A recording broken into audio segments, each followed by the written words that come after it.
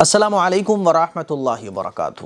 کیا آپ جانتے ہیں کہ سردی کا موسم مومن بندوں کے لیے، اللہ کے محبوب بندوں کے لیے جنت میں اونچے اونچے مقام حاصل کرنے کا بہترین موسم ہے۔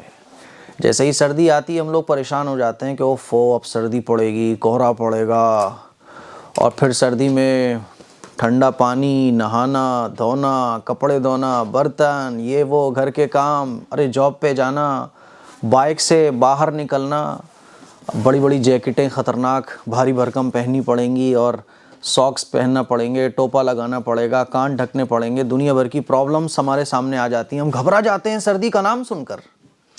لیکن کیا آپ جانتے ہیں جو اللہ کے محبوب بندے ہوتے ہیں نا، جو اللہ کے پیارے بندے ہوتے ہیں، ان کے لیے سردی سیزن ہے نیکیاں کمانے کا۔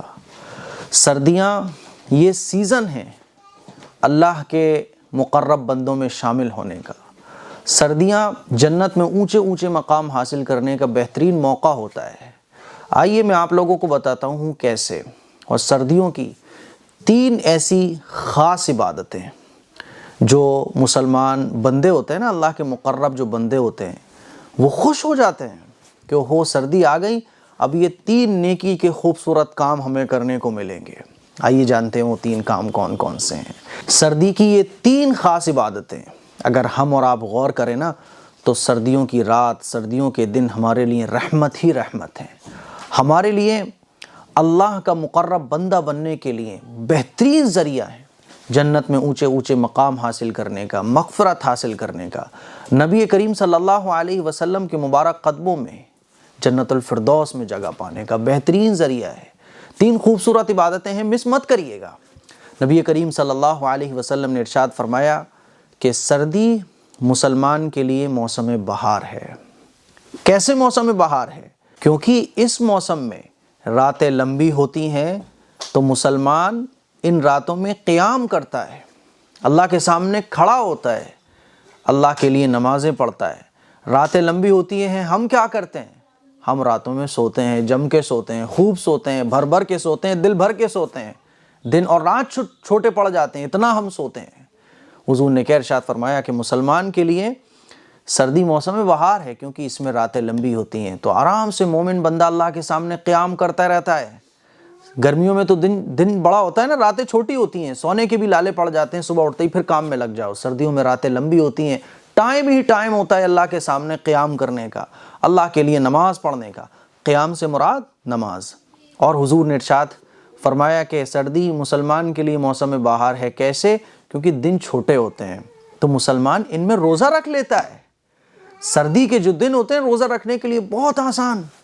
آپ صبح سو کے اٹھو، تھوڑا سا نیوز پیپر پڑھو، جاب پہ چلے جاؤ، جاب سے واپس آؤ، افطار کا ٹائم ہو گیا، روزہ پتہ ہی نہیں چلتا۔ ایسے سمجھ لو جیسے گرمی میں ایک کھانے کے بعد دوسرا کھانا، سردی میں اتنا ٹائم روزے کا ہو جاتا ہے۔ تو اس طرح سے سردی جو ہے موسم بہار ہے مسلمان کے لیے۔ راتیں لمبی ہیں، خوب قیام کرنے کا ٹائم مل رہا ہے، اور دن چھوٹے ہیں تو روزہ رکھنا بہت آسان ہو گیا۔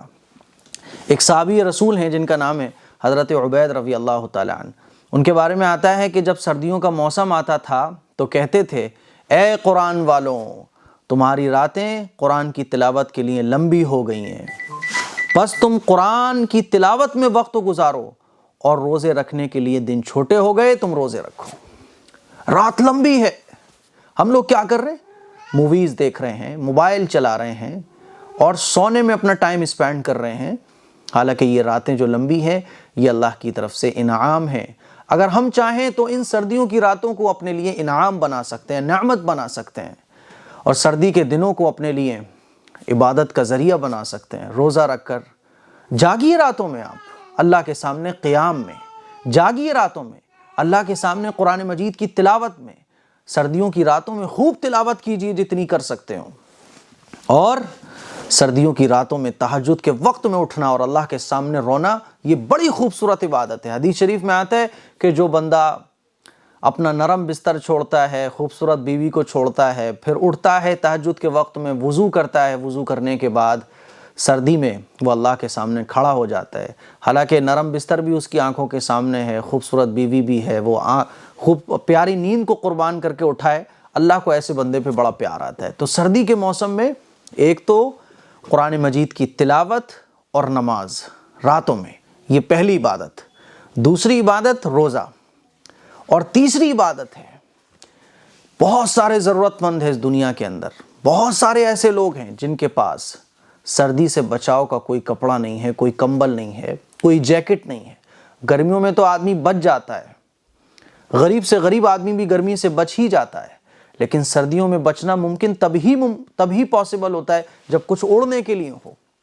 کتنے ایسے لوگ ہیں جن کے پاس کمبل نہیں ہوتا، جن کے پاس رضائی نہیں ہوتی، جن کے پاس کوئی اوڑھنی نہیں ہوتی، کوئی جیکٹ نہیں ہوتی، سردی کی راتوں میں ٹھٹرتے ہوئے وہ لوگ سو جاتے ہیں۔ اللہ کے نبی صلی اللہ علیہ وسلم کے ارشاد ہے کہ جو مسلمان کسی آدمی کو، کسی ضرورت مند آدمی کو کپڑا پہنائے تو جب تک اس کے بدن پر کپڑا رہتا ہے، کپڑا دینے والا اللہ کی رحمت میں رہتا ہے۔ اور حضور علیہ الصلوۃ والسلام نے ایک دوسری حدیث میں ارشاد فرمایا کہ جو شخص کسی کو کوئی کپڑا پہناتا ہے تو اللہ تعالیٰ اس کو جنت میں جنت کا سبز لباس پہنائے گا۔ میرے عزیز بھائیوں، سردیوں کا موسم یہ بڑا خوبصورت موسم ہے۔